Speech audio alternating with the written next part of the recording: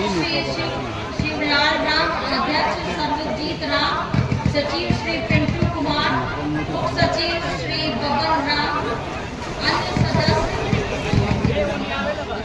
सुरेंद्र राम, कपिल राम, राम बाबू राम, नंदकिशोर राम, चंदन कुमार, राम छेला राम, सर्वजीत राम उर्फ लालू राम, नागेंद्र कुमार, बिजली राम, जवाहरलाल, ललन राम, अमरनाथ राम, सुरेश राम, बाबूलाल राम, अन्य सदस्यगण, सभी कोई का बहुत बहुत शुक्रिया जो आप लोग इतने भारी संख्या में यहाँ पे मौजूद हैं।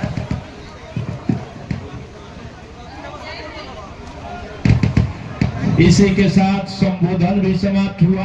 सभी लोग सर यहाँ पर हम लोग आए हुए हैं और सब जो अध्यक्ष सचिव हैं आ जाए, थोड़ा वो लोग कह रहे हैं कि माला पहना देंगे। इस संस्था के जो माला वो रख देंगे।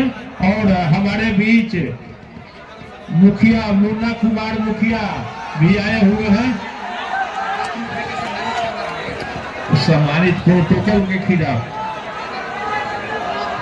सभी कार्यकर्तागण, आदरणीय श्री यहाँ के विधायक और मुन्ना कुमार मुखिया ग्राम पंचायत मौजमपुर, सब लोग यहाँ पर उपस्थित हैं।